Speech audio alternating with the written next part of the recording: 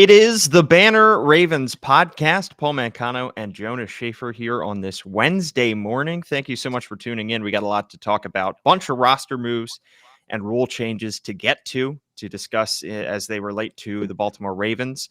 We're also going to talk about what John Harbaugh had to say down in Orlando at the NFL owners meetings, what he had to say, and more importantly, what he meant by what he had to say. But before we get to any of that, of course, we do have to touch on the Francis Scott Key Bridge collapse, which occurred around 1:30 in the morning on Tuesday. A major, major tragedy for the city of Baltimore and its surrounding areas.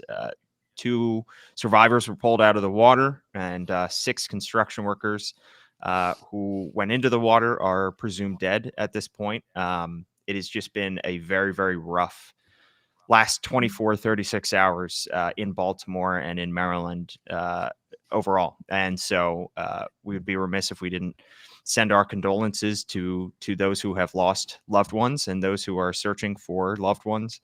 And it's been obviously the dominant storyline here at the Baltimore Banner because our reporters have done a great job covering this very, very difficult story. So definitely sending our condolences, our thoughts, our prayers to anybody who's been affected by this, and the recovery effort as it continues will be paramount, and it will be the dominant storyline in Baltimore and in Maryland, as it should be. And sports and baseball opening day coming tomorrow, and the Ravens going through their offseason, and all of that is far secondary to the tragedy that occurred a couple days ago. But Jonas, we should talk a little bit of football. It's what we're here to do. You were down in Orlando for the owners' meetings, and we'll get to what you heard and what you read between the lines as to what John Harbaugh had to say with the media, but some other stuff that occurred around the NFL in general. The rule changes, most notably the kickoff rule. We'll touch on that in a bit. How about the hip drop tackle being banned, and the ultimate irony that the tackle that was made on Mark Andrews that drew all of the hoopla and that almost ended Mark Andrews' season wouldn't even have been banned under this new rule? We think that this was from Rich McKay, who's the competition committee chairman. Did his usual speech to reporters. I wasn't there for this. We were working on other stuff, but he said that play involving Mark was not on the video of plays that were textbook examples of the hip drop. A tackle from Justin Madubuike was, and I think the crucial distinction is that there wasn't that swivel technique. That there wasn't any of the tackler just kind of using the ball carrier like a dance pole, like a dancing pole, to just kind of use swing the momentum and bring them down to the ground. And the Logan Wilson one was obviously pretty violent, pretty dramatic, but it was just him dropping his body weight without that swivel technique. And I don't know if you ever played any like touch or tackle football back in the day, Paul, but it brought me back to my days as a bigger lad going against some of my smaller friends, where you get Jonas out in the open field, and the only way to bring him down at 6'6", 200 or whatever he was to just hop on those shoulders and just kind of throw your leg in front of him. And so that was always kind of scary to me, and I can't imagine what it is for these guys whose livelihoods rely on their ability to walk and run and to not be hurt. So I get it. Mark Andrews didn't really seem to care that much about it when we asked him when he came back in mid-January, I guess it is at this point. But it's going to be a headache, I'm sure, at some point for us, writing about it, talking about it, because there will be some controversial calls or non-calls. But the NFL is all about player safety, and if it keeps players like Mark Andrews up and running, then I'm all for it. Jonas, do you think I ever played football? I'm 5'8". Played like I know. So was Deuce Vaughn is like 5'5", right? I mean, Joan, if you've never seen Jonas and I standing next to each other, it's somewhat like The Princess Bride, and I am Wallace Shawn, and you are Andre the Giant. I was my fall sport was soccer. I'm just talking about like backyard football with the buds. I gotcha. No, You're yeah, friends, Paul. Don't speak for yourself. The other rule that was approved is the new kickoff rule. So kickoffs are going to be looking a whole lot different. If you go to the NFL's page and read the full list of new restrictions and rules, the list is quite lengthy. But Jonas, what is the layman's way to describe this kickoff rule, which is essentially attempting to remove a lot of the injuries that came with the old kickoff format, but also increase the number of kickoff returns? Yeah, according to the NFL, only about 1/5 of kickoffs last year were returned. This year, the hope is that with these new kickoff rules, we would get between 50 and 60%. So that's about 1,000 plays, the NFL's total ledger. Uh, it's kind of complicated. If you want to see just kind of a more video friendly breakdown, Jeff Darlington of ESPN had a good tweet a couple days ago, just kind of showing what it is. But basically, there is no longer a run up to the kind of collision area, what the NFL is now calling the setup zone. You basically have the team that's kicking off has guys arrayed at the 40-yard line. The receiving team has their guys set up between the 30 and 35. Neither of those groups of players can move until the ball is touched. If the ball lands between the goal line and the 20-yard line in the target zone or the landing zone, which is what they're calling, then it's expected to be returned. If it's kicked into the end zone for a touchback, then that's a 30-yard. You get the ball at the 30-yard line. If it bounces into the end zone from that landing zone, it's only a 20-yard line set up. So there is a lot of incentive to get guys, to put the ball in play and to have these teams actually make the kickoff a more vital part of their game plan. And I think it's exciting. I think it's,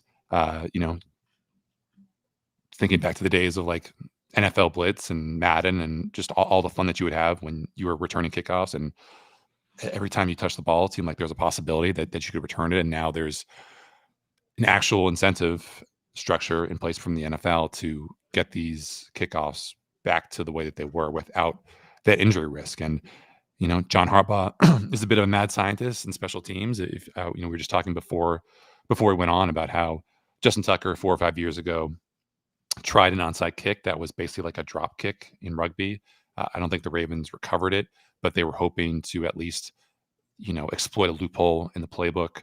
The NFL said, no, you're not exploiting that loophole because we're going to ban that altogether. But I think John Harbaugh, being the special teams freak that he is, would be delighted at the possibility of like thinking of all the possible ways that the Ravens could, have the upper hand on this. That they've always been a top 5 special teams unit by DVOA, and they have some guys who are very, very fun with the ball, and it's just a matter of which of those guys / which guys they might take in the draft as well could be, optimally used to possibly bring that back, or take those typical 20, 25-yard line setups into something more explosive. I mean, there's a lot of guys on this roster who could do fun stuff with the balls in their hand, even if it's maybe not the most prudent thing injury-wise.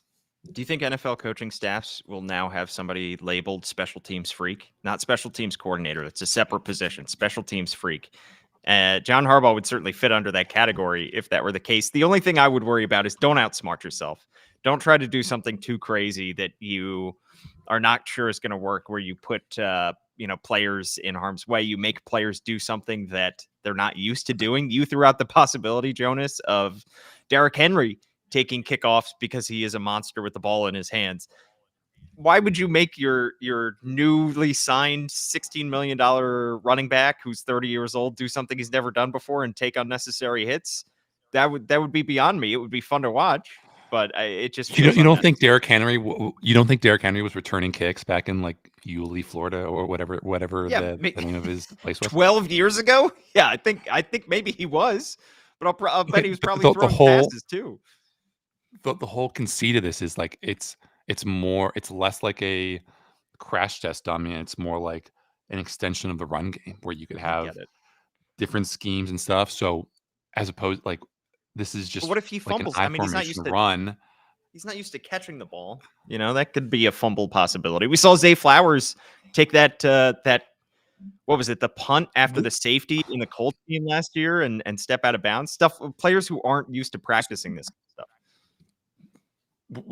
Rank these guys in terms of like how much it would make sense for the Ravens to have them return kickoffs. Okay. This is just Jonas not my Shaffer, number ranking. 1. Lamar Jackson, Derrick Henry, Keaton. This is like do or die. Lamar Jackson, Derrick Henry, Keaton Mitchell, Justice Hill, Zay Flowers. Keaton Mitchell 1, Zay Flowers 2, Justice Hill 3, Derrick Henry 4, then 50 feet of crap, then Lamar Jackson. Are you saying like with the game on the line, they get one kickoff to win the game, and they got to take it the distance, just like bring it in a playoff game? Bring it back as far as possible. I think it would also be fun to see like maybe Kyle Hamilton, just the natural athlete that he is. You know, he'd be great at it. Yeah. When I was talking to friends and family for that feature story I wrote last year, everyone was like, "Oh yeah, you know, you could have made it as a wide receiver." And hey, if the Ravens draft Keon Coleman, maybe he's the guy who they put in. I just think, you know, maybe it depends from game to game. Maybe like some of those kickoff teams are going to be more reliant on speed in terms of who they're setting up. Maybe some teams are going to be more reliant on size, just so they're not displaced at the proverbial line of scrimmage.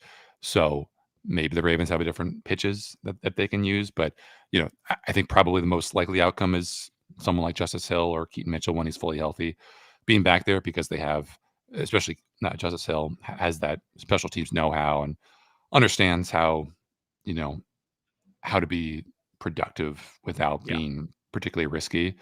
But I don't know. I mean, like if it's just like 2 or 3 more carries a game for Derrick Henry, you know, he was putting his body through hell in Tennessee, and he's going to get less touches in Baltimore because of the Lamar Jackson factor. So why not at least consider putting a guy out there in a situation where it's not going to be like the old ways where you're having, you know, wedge blocks and guys just coming up the middle of the field looking to take a guy's head off because they just don't have that run up speed. I just think it'd be fun.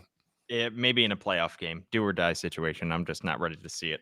All right, let's touch on some minor signings that the Ravens made in the last couple weeks, adding 4 players.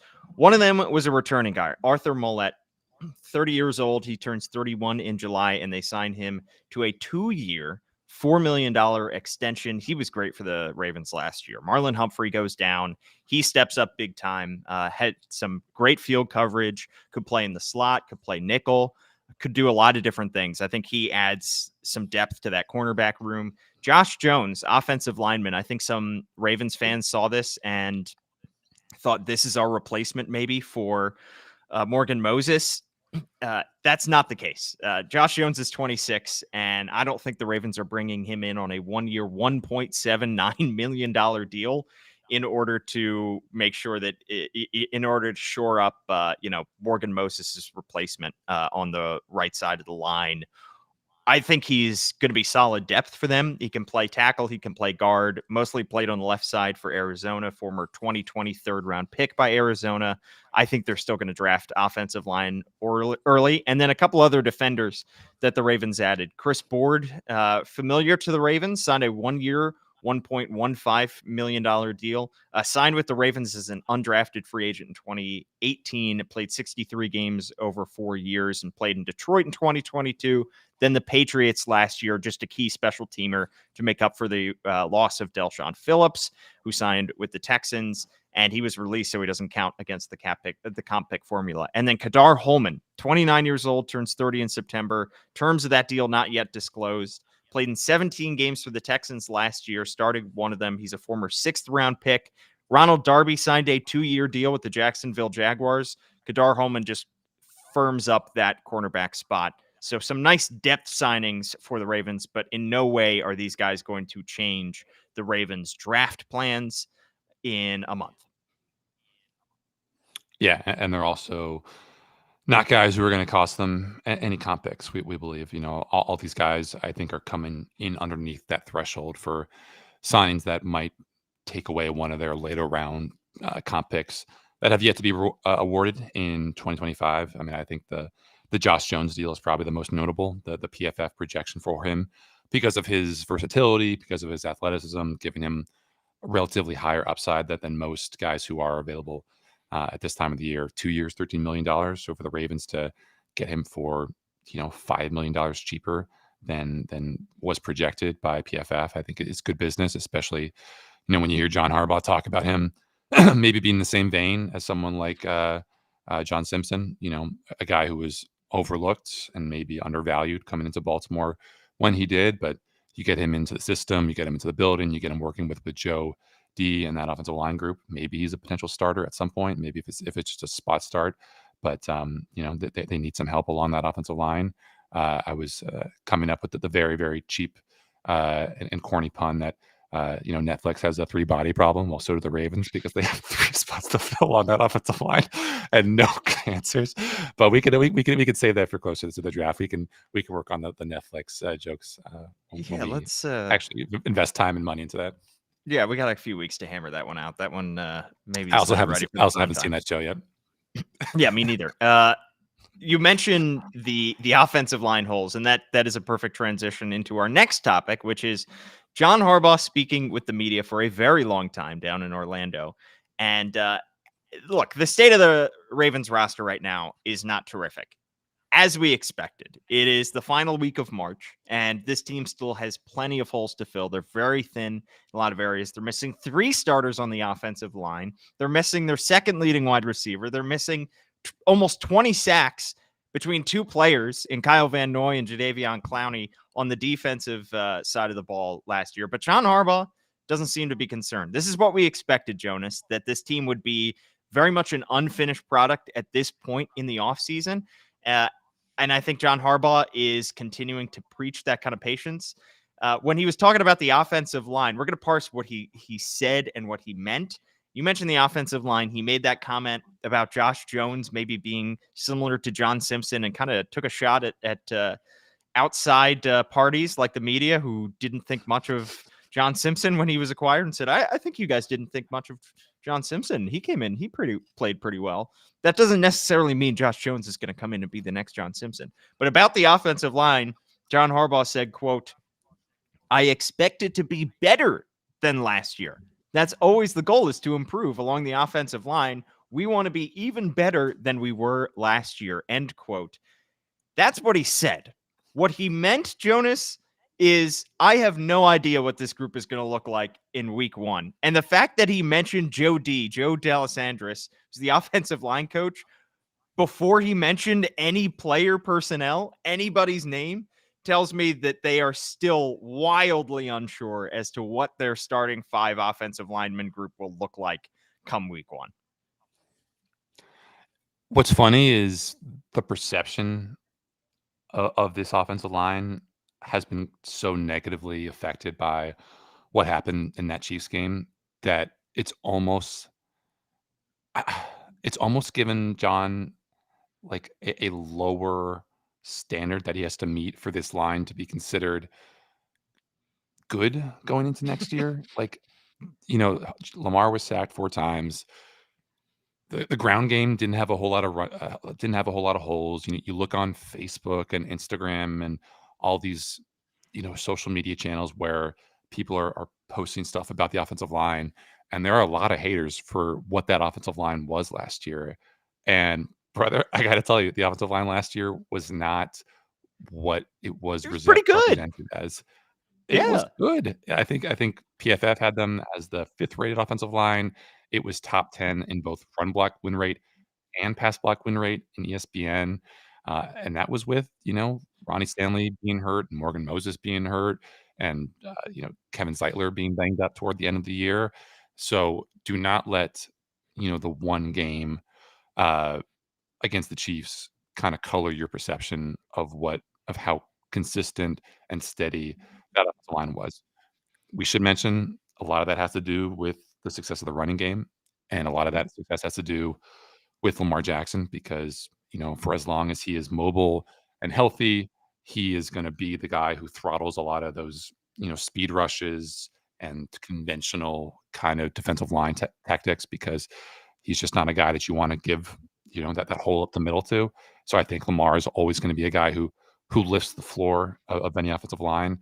But still, it's not a surprise that John is talking about the high hopes that he has for this group because I was just kind of thinking like, should we have asked John if he expects the 2024 team to be better or to be better than the 2023 team? And I'm sure he would have said, yeah, like why not? Even though last year's team was generationally good, except at the point when it needed to be the most. So that's just the optimistic part of John Harbaugh. It's never going to die. He's always going to be saying stuff like this. But uh, yeah, I mean, right now, I don't know what DEFCON level we're at with the offensive line. Not really interested in assigning DEFCON levels to offensive lines before offseason workouts really start and the draft ends. But they have 3 holes to fill, and we don't know how much trust they have in Ben Cleveland to be a 17-game starter. We don't know, what Andrew Voorhees is going to be looking like. We don't know if Saleh is moved on from being kind of the unmitigated mess that he was in the preseason last year as a rookie. We don't know what Daniel Faalele might look like, in the kind of gaps in the kind of zone schemes that the Ravens seem to be wanting to run at times last year. So there's a lot of uncertainty, and yeah, I admire John Harbaugh's optimism because I do not share the same Yeah. beliefs. No, I mean this team led the NFL in rushing yards during the regular season last year. You don't do that without a good offensive line. I know they didn't have a 1,000-yard rusher on the ground, but they were consistently beating teams up front offensively. And I just, yeah, maybe they can replace their 3 offensive line starters that they lost. I just, at this point, have a hard time seeing how they could be better than they were last year. But if they nail that first round pick, 30th overall, with an offensive lineman, if they trade up, if they make some smart depth signings, if Josh Jones turns out to be John Simpson 2.0, then maybe they will have a better group up front. It just, at this point, looks hard to see that. There's still a lot of time left for them to nail this. And I think the wild card is going to be Daniel Faalele, like you said, because the way that they talk about him, the way that they reference him, they talk about needing to get him more playing time. Now, that could be just trying to show confidence in a young guy and them wanting to get good return out of their investment, their draft pick.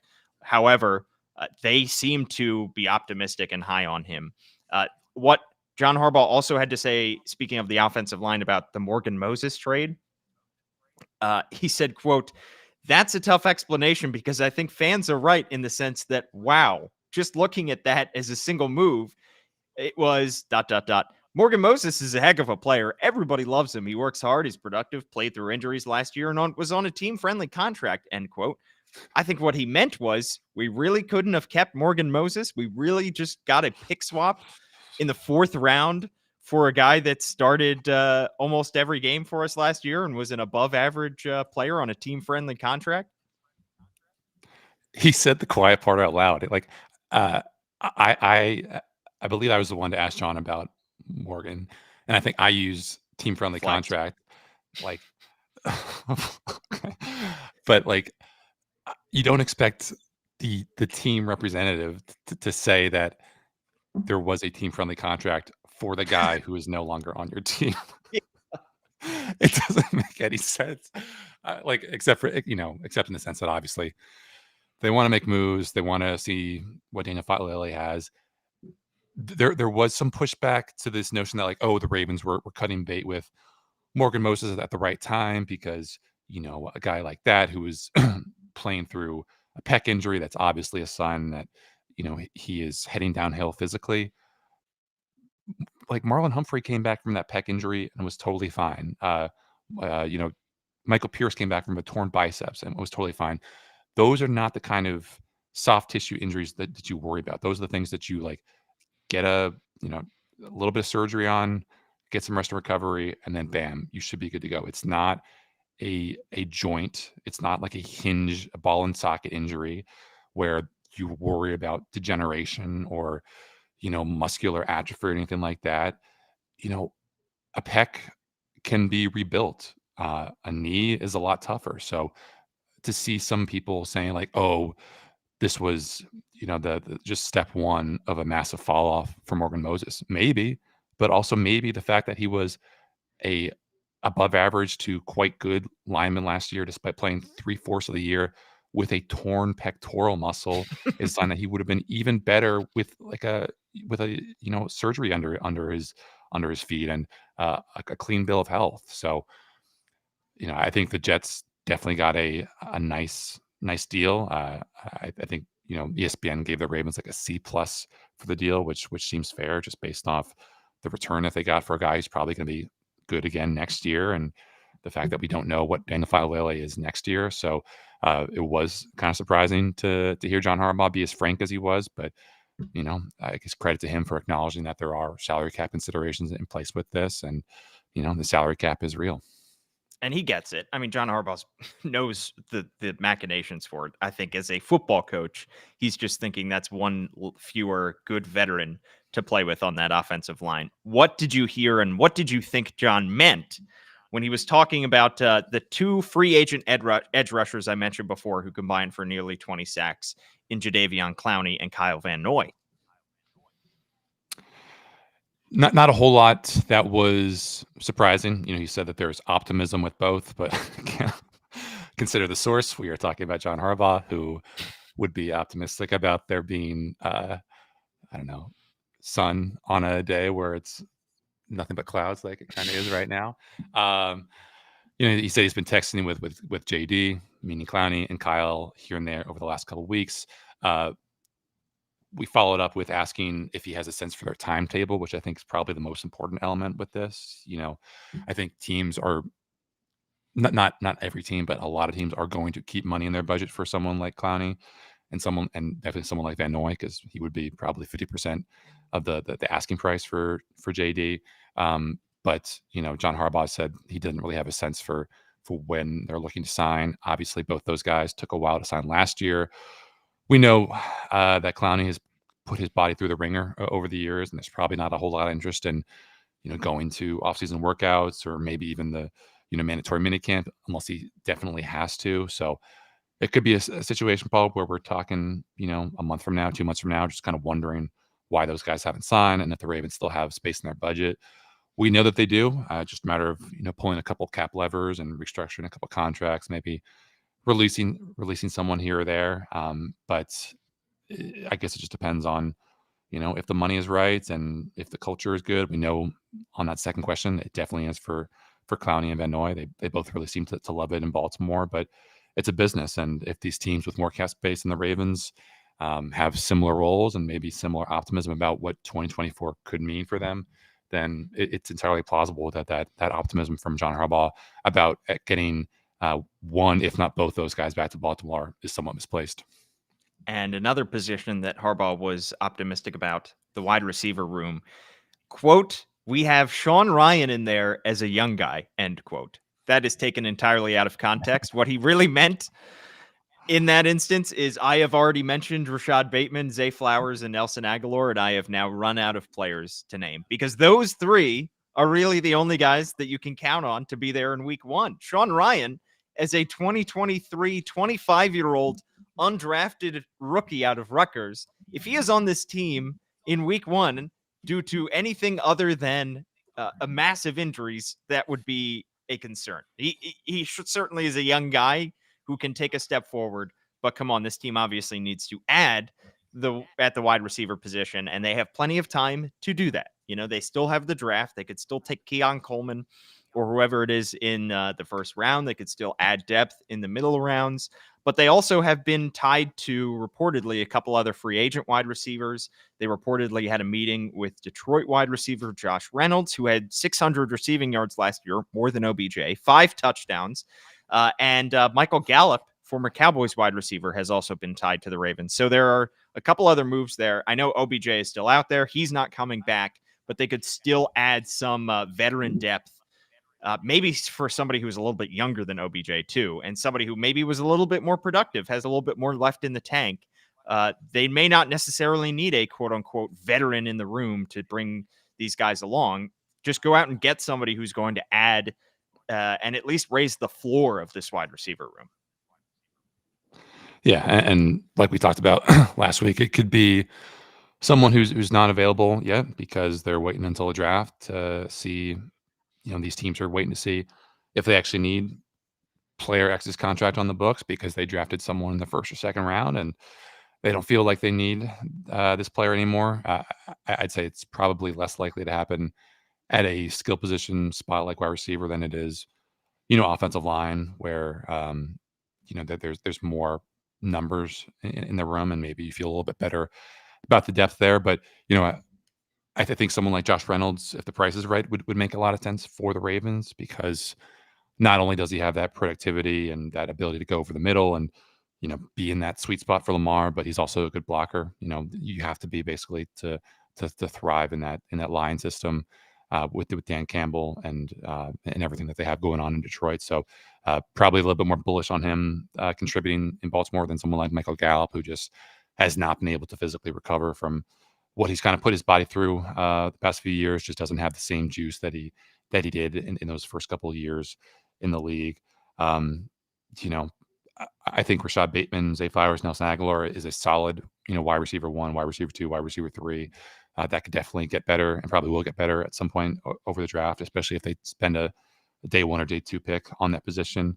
But yeah, with all due respect to Sean Ryan, I'm not seeing the vision. He's not going to be on my fantasy football big board at any point soon.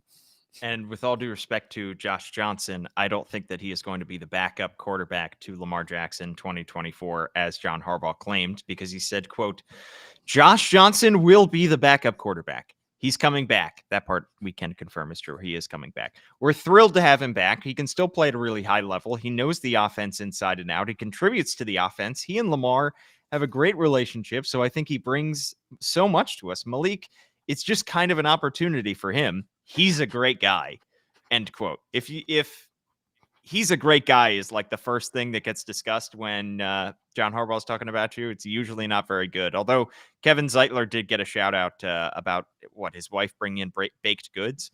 So that was a nice little personal shout out. But Jonas, I think what John Harbaugh meant here is very different from what he's saying. I wouldn't rule out the possibility of Josh Johnson being the back quarterback. In QB2, 37 years old, with as much as Lamar gets hurt. I don't know. It's they trust him. They value him. Like he wouldn't have made the season opening roster last year if they didn't trust him. Yeah, but QB3 is fine. They need a better backup. That's just my opinion. Yeah, I think so. Just a matter of the bigger picture of, are they going to spend their draft capital on a quarterback, and when, and how high up. I don't think there's going to be a lot of backup quarterbacks becoming available over the next couple of months. Maybe like a lower tier QB2, but then you're just kind of running into the same problem where it's just a slight upgrade on Josh Johnson. Obviously they didn't want Tyler Huntley back because Tyler Huntley did not go for much to Cleveland, and he's not even going to be their backup at this point because Jameis Winston is ahead of him on that Browns depth chart. But yeah, I mean, it's not a great spot. This is probably we've gone from like having the Ravens QB spot be like an unimpeachable top of the roster positional ranking value to maybe a little bit lower, because even though you still have the friggin' MVP, you don't really have a whole lot of trust in what's beneath him. I mean, the Malik Cunningham quotes are glowing, but in the wrong kind of way. Anytime you have John Harbaugh saying it's kind of just an opportunity for him, and then commenting on his character as being a great guy, you wonder how seriously his prospects are for making the roster. It was encouraging, we should say, not to pile on to Malik Cunningham, who we have not seen an actual game as a quarterback. He was working with Deshaun Watson's quarterbacks coach, Quincy Avery, I think is his name, Quincy Avery, who's a noted quarterback tutor, has worked with a lot of big name QBs over the league. So to see him working out this offseason recently, I think is a good sign for him potentially, making the rise to being a viable quarterback on this roster next year. Also important to note, I think I'm getting this right, that one of the smaller more rule changes from the NFL this year was that you can elevate a practice squad quarterback to the roster every single week. So you don't need to have the kind of roster mechanics the Ravens did last year, where it was 3 quarterbacks on the 53-man roster every single week, so that you could have, Josh Johnson and not have him be exposed or whatever. So that could make the Ravens roster finagling a little bit easier. Just the fact that you could probably get away with just having 2 quarterbacks on the 53 and maybe stashing Malik Cunningham, but still having him, available to come up and be that quarterback 3 on game day. So that's something that's interesting and possible when we consider just, why Malik Cunningham is still probably a good bet to, even though he might not be a good bet to make the Ravens 53-man roster next year, could still be in their plans conceivably because of this new NFL rule change. Yeah, we also went from, could the Ravens get Justin Fields as their backup, and to No. get ready to speak Josh Johnson, everybody. This is a position they need to work on, in my opinion. All right, Jonas, that just about does it for wait, you're not going to do the sniper quote?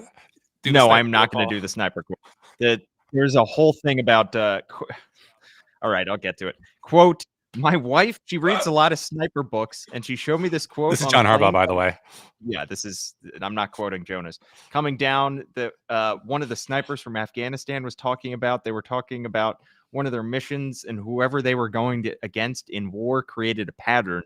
Then the sniper was able to take advantage of it, right? It's like no patterns. End quote. What he meant, who's to say? He also then immediately realized he probably shouldn't have gone on a tangent about snipers and then tried to walk it back. But I have a important question for you. So John Harbaugh is kind of a military hardo. I think he's like embraced some of the stuff from Jocko Willink, who's a former Navy SEAL who I think had a podcast or a book or whatever. I think he might have been the guy who was behind Nobody Cares Work Harder, or if not behind it, then he's definitely kind of embodies that ethos. So do we think my wife is actually John Harbaugh? Do we think John Harbaugh is the one who's reading a lot of sniper books? Who's reading the sniper books? This attribution? Yeah. It's possible. Who knows? Interesting comments from John Harbaugh. Ingrid Harbaugh, come on the podcast. We got to get her on. Thank you so much for tuning in this week. At Jonas_Shaffer is his Twitter handle. I am at Paul Mancano and also at All Banner Sports. Please give us a thumbs up, a like. You can subscribe anywhere that you get your podcast. We've also got a new baseball podcast as well, the Banner Baseball Show, with opening day set for tomorrow. So tune in to that as well. We'll have episodes throughout the season. Jonas and I will be back next week, presumably Tuesday at 11 a.m. with a live stream on Facebook, YouTube, and Twitter to start looking ahead to the draft. Draft is less than a month away, and we'll have positional breakdowns, positional previews as the Ravens prepare to take a player with the 30th overall pick. That just about does it for our show. Thanks so much for tuning in. And of course, subscribe to the Baltimore Banner, $1 for 6 months to read all of Jonas's great work, as well as Gianna Hahn and Kyle Goon and everybody else working for the BaltimoreBanner.com.